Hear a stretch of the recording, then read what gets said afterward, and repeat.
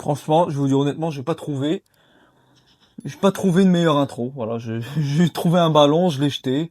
J'espère que cette intro vous plaît. J'espère que vous allez bien. Vous avez passé un super début de week-end. Victoire du Barça, 2-0 face à Getafe. Le Barça qui officiellement a 11 points d'avance sur le Real Madrid. Et le Barça est champion d'Espagne. Voilà, bravo pour la Liga. Voilà, félicitations à vous. Vous êtes champion d'Espagne. Maintenant, qu'on arrête de me parler de Liga, qu'on arrête de me parler de points, qu'on arrête de me parler de tout ça, parce que là, les 5 derniers matchs de championnat qui restent, ils ne servent à rien.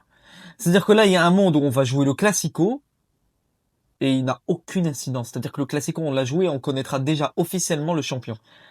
Là, c'est bon, le champion pour moi, il est officiel, mais mathématiquement, le Barça va être champion avant le Classico, donc le Classico n'a aucun enjeu. Mais ça reste un Classico. Donc victoire du Barça face à ces bouchers de Getafe, je veux dire honnêtement, une équipe qui est hyper chiante à jouer, hyper chiante à jouer.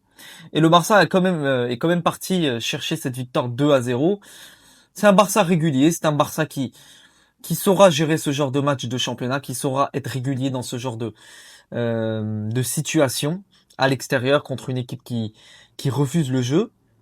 Buteur, bah on a Rashford et Fermin. Très beau but de Fermin, voilà, beau but de Fermin Lopez sur cette récupération de Koubarsi qui a fait l'effort, et ensuite Pedri qui casse les lignes avec sa magnifique passe, Fermin qui est super bien positionné pour enfoncer le ballon. Faut saluer quand même l'effort de certains joueurs. Quand je dis l'effort, c'est surtout de Koubarsi que je trouve vraiment, il a passé un cap. Il a passé un cap sur ces derniers mois, sur cette saison en particulier.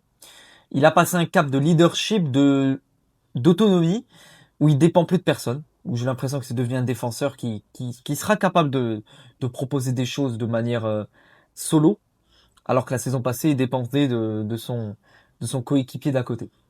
Là, c'est un joueur qui n'hésitera pas, qui aura la confiance, n'hésitera pas à faire les récupérations, les efforts quand il le faut, le bon timing, et Koubarsi l'a fait en récupérant un ballon pour Pedri, qui casse les lignes. Pedri, comme d'habitude, c'est le mec qui saura te détruire. En fait, Pedri, c'est la kryptonite de ce genre d'équipe. Des équipes qui refusent le jeu, tu leur donnes un Pedri devant eux, il saura trouver une petite passe, un petit trou de souris pour faire briller son équipe. Très bon match de Fermin également. Voilà, Fermin qui fait un bon match, qui est un joueur qu'on parle très peu de Fermin, je vais pas vous mentir. Alors que c'est un joueur très clairement qui mérite d'avoir un petit peu de lumière, qui mérite qu'on parle un petit peu de lui, parce que c'est vraiment un très bon joueur de ballon. Et c'est un joueur vraiment doté d'une capacité. Voilà, il a rien à envier à des joueurs comme Olmo, il a de la qualité. Il a de la qualité, et c'est pour moi plus qu'un joueur remplaçant. C'est un joueur qui peut être titulaire, qui peut encore plus progresser, qui a du potentiel.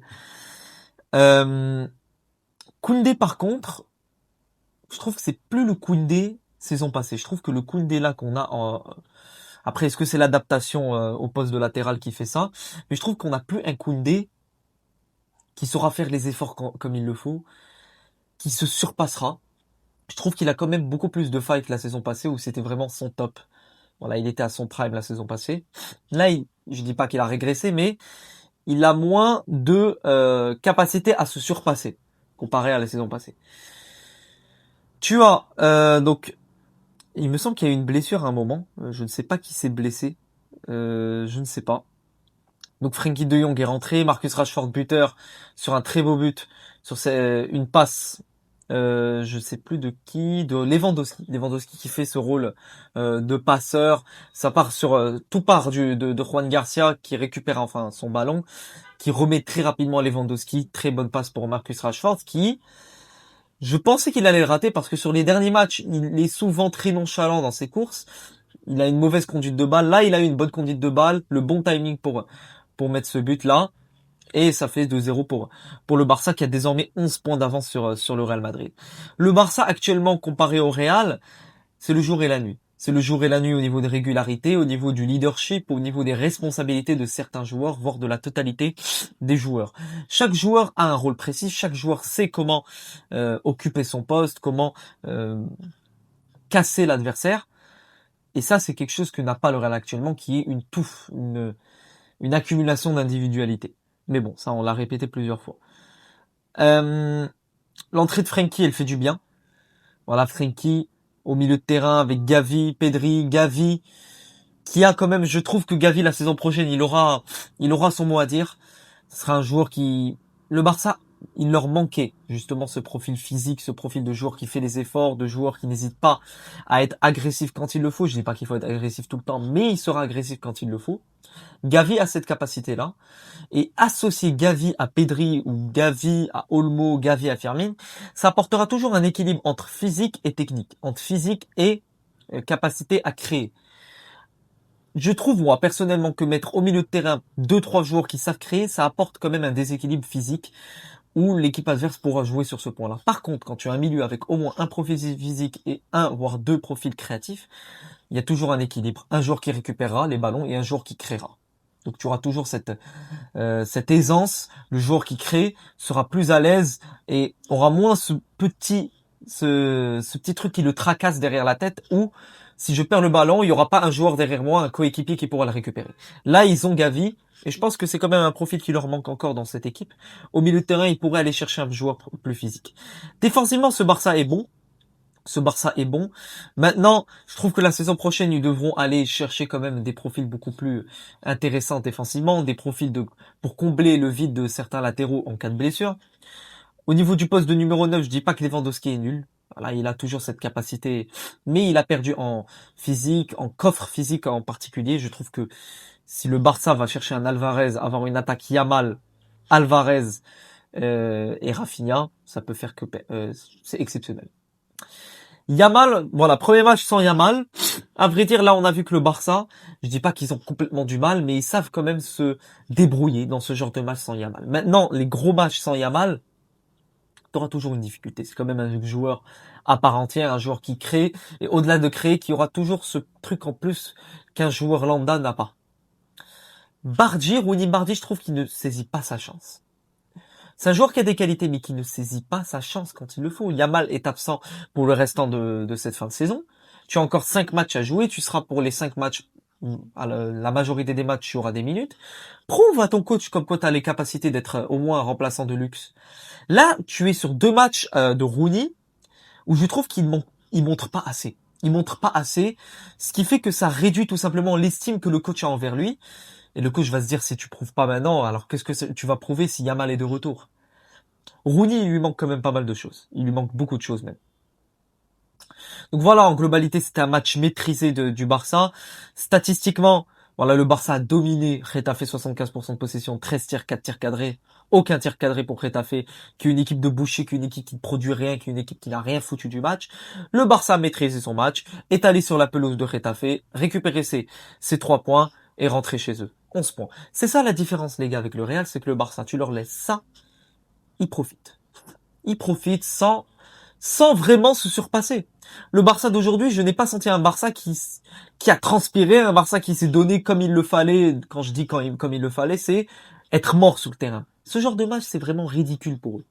Ils les maîtriseront avec des miettes et sauront chercher les 3 points comme il le faut.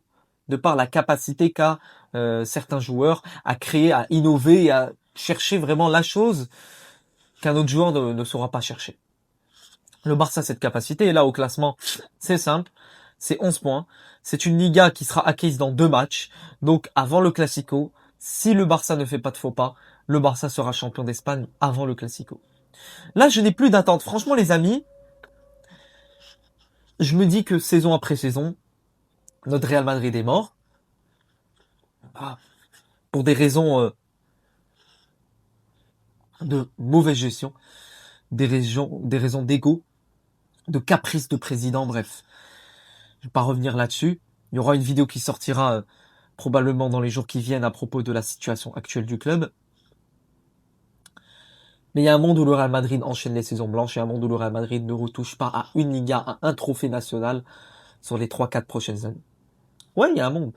Parce que tu as la même philosophie de jeu et vu que Pérez part dans un sens où Mbappé quittera pas le club, Vini quittera pas le club, les deux resteront, tu resteras dans sur le même étage, le même escalier. Tu monteras pas, tu descendras pas, tu resteras au même niveau et n'importe quelle équipe saura te fracasser, n'importe quelle équipe saura te jauger, te maîtriser à leur manière. Voilà, c'est tout ce que je voulais dire en globalité pour cette vidéo. Si je dois revenir sur d'autres choses à propos de ce match, voilà. Les points à noter, c'est quand même le bon match de Fermin, de Rashford qui fait une bonne entrée, Pedri qui fait également un bon match. Donc voilà, en globalité, c'est ce que je voulais dire. Maintenant, le Barça a beaucoup de blessures.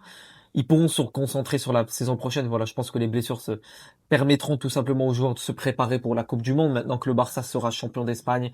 Bravo à vous, amis barcelonais, bravo à vous. Dites-moi les amis, si vous voulez que je continue les débriefs de Liga. Moi, je pense que après le Classico, il y aura plus de débriefs de Liga, ça sera fini. On passera directement aux vidéos Mercato, aux vidéos analyse de l'effectif du Real, analyse de Coupe du Monde. Voilà, on va passer sur une toute autre sphère et on oubliera justement cette Liga qui est derrière nous. C'est bon, le Barça est champion d'Espagne à mes yeux et aux yeux de beaucoup. Voilà, la majorité, la totalité, je dirais, le Barça est champion d'Espagne. Voilà, c'est une formalité, c'est une réalité. Bravo à vous. Voilà les gars, prenez soin de vous. On se retrouve donc dans les jours qui viennent où je ferai d'autres vidéos. N'hésitez pas à me dire en commentaire les vidéos que vous voulez, à liker, commenter, partager, ça m'envoie énormément de force. À la Madrid. Inadamas et à bientôt pour de nouvelles aventures. Ciao les amis.